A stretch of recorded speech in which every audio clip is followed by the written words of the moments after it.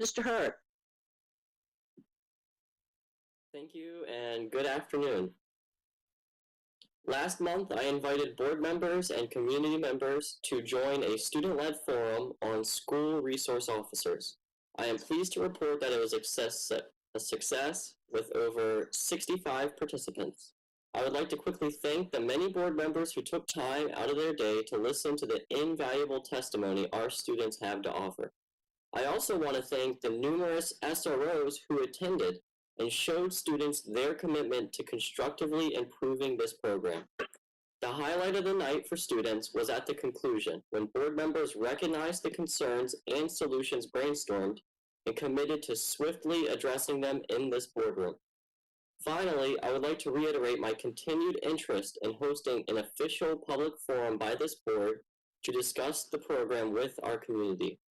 Thank you, Mr. Hancock, for making a motion to commit the board to facilitating this crucial discussion. I believe the feedback from my fellow students will eventually prove to be an essential tool improving this program so that it works for everyone. In addressing the needs of our community, another critical issue that this board must address is the effectiveness of public comment in our current setting. In order to effectively reopen schools, select a new superintendent, or even redistrict in the near future, we need to have a solid foundation in place to hear from our community. I do not believe our current system is the best adaptation of public comment that we are capable of providing. I urge this board to implement a live digital public comment system similar to our county commissioners. Attached to my report today is a proposed Student Voices on Committees resolution. The aim of this student-drafted resolution is to increase student representation on board committees by affording them a seat at the table. We know that students have unique insights to provide, and this should be reflected in the stakeholders that we include on our committees. It is my sincerest hope that under new business today, board members will choose to sponsor the resolution and allow further discussion on the topic. I also wanted to take a moment to thank the Education Association of Charles County and EACC President Linda McLaughlin for inviting students to attend their annual legislative reception on January 6th.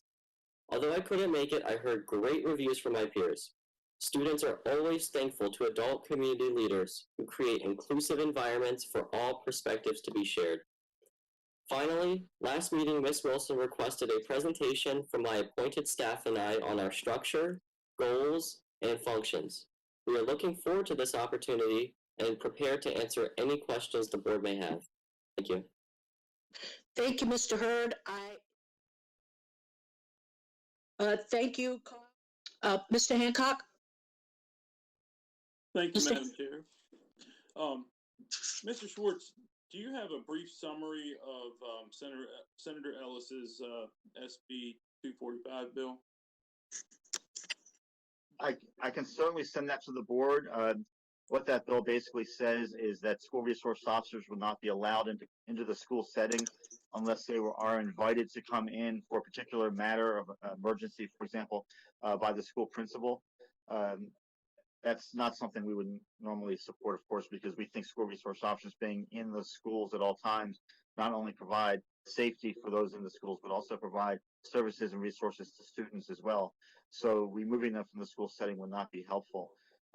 And so his bill basically says they can't come into the school setting unless invited. Thank you. And I'd like to speak to the public for a minute here. As we saw last week, we can certainly see what the negative consequences are when a bunch of crazy people try to infiltrate a building where there isn't enough security. As a father, I feel very comforted knowing that there are SROs in our schools. We have a lot of schools, particularly the school that my wife teaches at and one of my sons goes to, that's about 30 minutes from any kind of real civilization. We have several schools like that that are in very rural areas. It's a bad idea to remove the only line of defense from a mad person when the closest sheriff's office is 30 minutes away. I hope that our citizens will reach out to Senator Ellis and remind him of that. Thank you. Anybody else?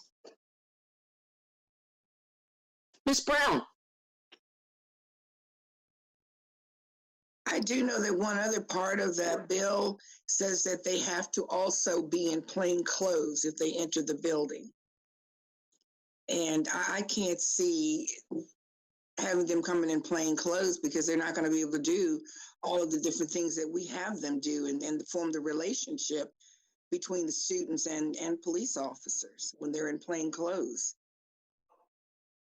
and gun concealed. But, you know, if you read that 245 bill, there's a lot in there that really essentially just removes them, period. Because I can't see them sitting in their car all day long, except when they have to go to the bathroom, they can enter the building. Thank you, Ms. Brown. Is there anybody else? I would just like to echo the comments of Mr. Hancock and Ms. Brown. I had the opportunity to kind of read the bill. I am concerned from a perspective of we want a collaborative exchange between our county commissioners and our state legislators. The public needs to realize that we've had 2 legislative forums, one of which we as a Board of Ed sponsored to host with our elected officials, and then graciously the Teachers Union, EACCC, and some of our elected officials were in attendance. What I found a little bit unsettling is that the bill was pre-filed in November, and here was 2 opportunities to hold a conversation, a very important conversation. And I would just say to my fellow elected officials that we want conversation. We want to work towards productive outcomes.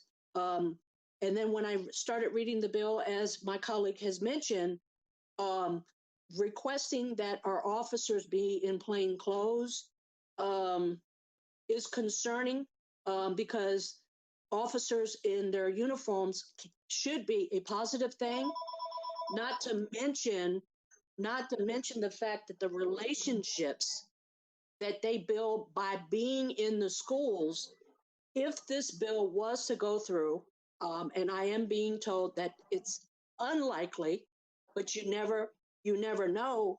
What concerns me is here in Charles County, the Charles County Sheriff's Office provides a tremendous service of mentorship and after-school programs.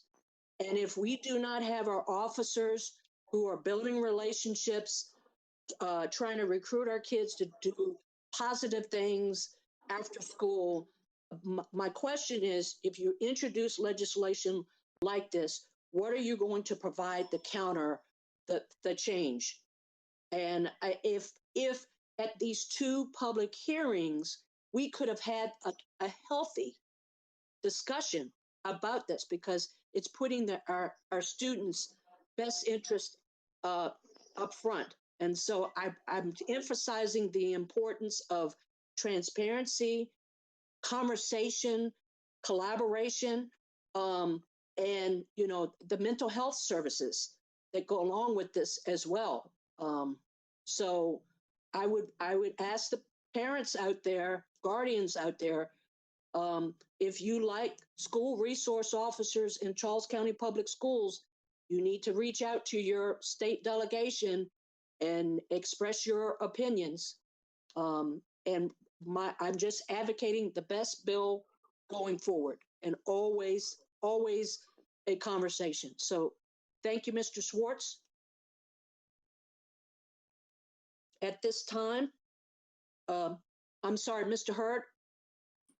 I think Ms. McGraw had her hand up before me. Ms. McGraw? Well, actually, thank you, Mr. Hurd, because I'm going to speak about the students. I attended the the student forum, and I think it's very important that we listen to our students, because I think what I took away from that was they want to develop more relationships with our student resource officers, as well as have them more visible. So I think it's important that their voice be heard regarding this particular situation. Thank you, Mr. Hurd. Ms. Brown. I also attended that forum, and one of the messages I got from some of them was that they wanted to see more resource officers in the schools than what we have now. And they wanted them to be able to do more. Thank you, Ms. Brown. Ms. Wilson, if I may. Mr. Hurd. Yeah, thank you. And I appreciate the board members bringing up the experiences that they had and sharing that with the general board. And I think it's important to recognize that on an issue that is so instrumental in our community conversation today, that there's going to be such a diverse array of opinions, and there's going to be a need for that dialogue. And some things I would be interested in understanding from this board is their stances on the concealed carry that's provided for in the bill. I know obviously there's some undesirable effects of the bill, but I'm interested in what board members feel about that portion of the bill. And in addition, looking kind of to the effect of what Ms. Wilson was saying, looking with our eyes to the future and continuing to engage our community, is there any action or any updates on a potential forum in the future, as was voted on, for the community to engage in this conversation? You bring up a very important point. I think we need to discuss that in the near future. We just have not formulated a time and a place. But thanks for the reminder, and it will be taken under consideration. In terms of the concealed weapon, that's going to be a contentious issue for some. I am open to any discussion for fellow board members, but I would ask that you keep your comments brief so that we could stay on track. But Mr. Hancock? Thank you, Madam Chair, and I do agree. I think that particular question we could probably hold an entire meeting on that. But to me, it boils down to whether it be concealed or open carry on the officer. That's, to me, is a question more for our sheriff's office in regards to whatever method allows them to conduct their job to the best of their ability. And they know far more about that than I do. I understand there could be a lot of emotion tied to that, but I think at the end of the day, I think it really gets tied back into these are professional, highly trained individuals that operate under a certain way because of a certain reason. And I think they do things for a reason, and that is to do their job the best they can. Thank you, Mr. Hancock. Anybody else? Mr. Hurd. I appreciate the comments, Mr. Hancock. And I think it's essential that we as a board, with moving forward with this program, like was mentioned by board members at the night of our forum, addressing the issues that we have solutions for and things that we can tangibly do to improve this for everyone. Because I don't think there's anyone here that thinks this program is perfect. I don't think there's any program that's perfect.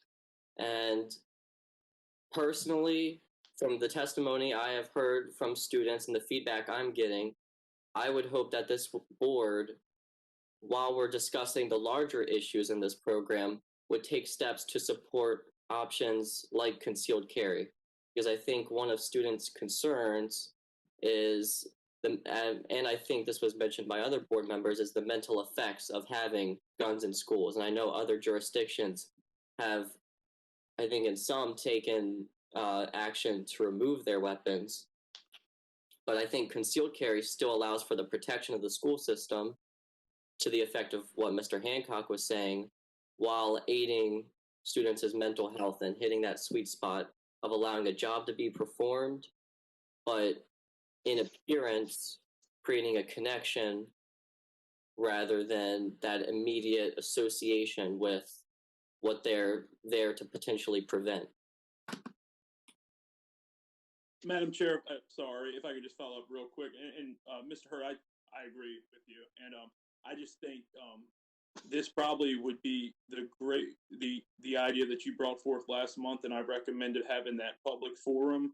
If we could invite either the sheriff or a member of the sheriff's office that could explain in the detail why they do things a certain way, because I honestly don't know. And then ask them, could they and would they feel comfortable have operating with concealed carry, and if they're okay with it and that's what the students want, then by all means, for sure.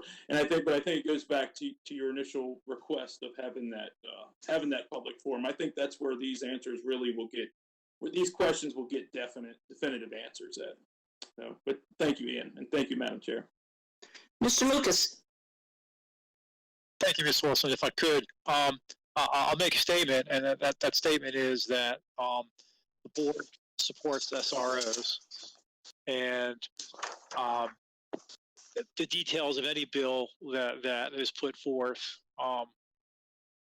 that hasn't been discussed by the board, whether the board supports that or not, doesn't happen until the board discusses it and takes a stand. But to Mr. Hancock's point, I think having that meeting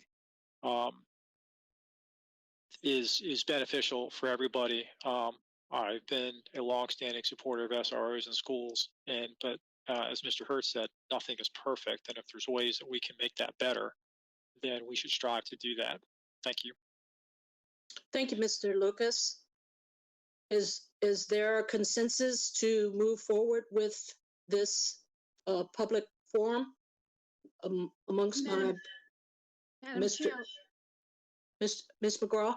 Madam Chair, that was we did have a consensus last month. Okay, thank you for the reminder, Madam. Yeah, we do have a consensus. It's a matter of us scheduling it. Thank you. But we did come to a consensus to move forward with a public forum. Perfect. Thank you.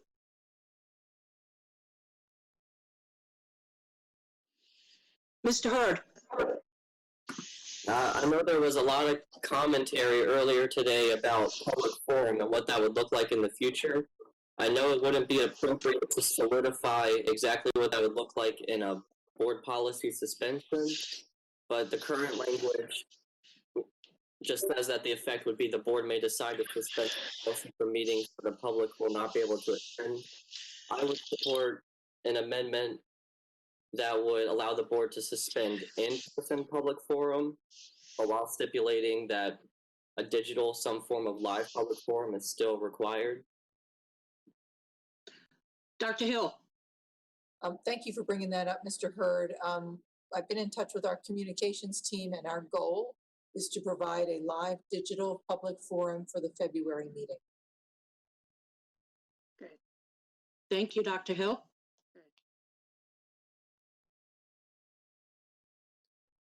Next, new business. Ms. McGraw. Okay. Earlier today, our student representative, in his opening remarks, spoke about a resolution regarding student voices on committees. And I would like for our board members to consider Mr. Hurd's resolution. I do have some concerns about some of the language, but the overall resolution, I think, is one that is fair and gives us representation from our students on some of our committees. So I would like for our board to consider this resolution. Is there a consensus from the board based on Mrs. McGraw's recommendation? If you simply raise your hand. I see Ms. Abel, Mr. Hancock, Ms. Brown. I have a question. I'm sorry. Question before we vote. Are we able to go ahead and put members of the student body on committees without a resolution? Does that have to be a resolution to do that, is what I'm asking? Mr. Schwartz, could you help us out on that one? Yeah. Typically, every board committee that's created is created individually, and the chairman of the board decides who will be serving on that committee. There are some standing committees that do exist, and continuing committees. But for other committees, the board chair, if it's a board committee, will typically select who would serve on that committee. For this resolution, I'm not sure if I'm understanding, Mrs. Wilson, whether you're looking to adopt this resolution or support the concept. If you could please clarify what the board is looking to vote on at this time. Okay. Ms. McGraw, would you address that, please? Sure. What I would like for to happen is I would like for us to consider this resolution and at another meeting have a presentation by Mr. Hurd so that we could have some discussion and make possible recommendations. As I mentioned earlier, I have some concerns with some of the language in it, but I am in favor of the concept. Amendments are welcomed. Yeah. So that's what I'm looking for us to just to move forward to have a presentation and then, possibly a report and some action. Mr. Lucas. Thank you, Ms. Wilson. I think that it's an agenda item. It's not a new business item. We're not voting on anything. We just want it to be on the agenda. This is on board docs. I don't know if it's possible to put it up for the public to see, but it's under the student board member in the same place where his monthly speech is. But I think it's more an agenda item rather than new business. New business implies we vote. I don't think there's any vote right now. You just want to bring it up for discussion at a later date, correct? I concur with that, yes. Yeah. However, Ms. McGraw, is that right? I just want to make sure I understood. That's what I understood. well, it was my understanding earlier to bring it up that it should be brought up because a student could not bring it up for consideration. One of the board members did. So I wanted to make sure that it was addressed. So are you okay with it? With me. So you are okay to bring it up as an agenda item? Certainly. Is that the consensus of the board? I see Mr. Hancock, Mrs. McGraw, Mr. Lucas, Ms. Abel, and Mrs. Brown. I believe we have a consensus.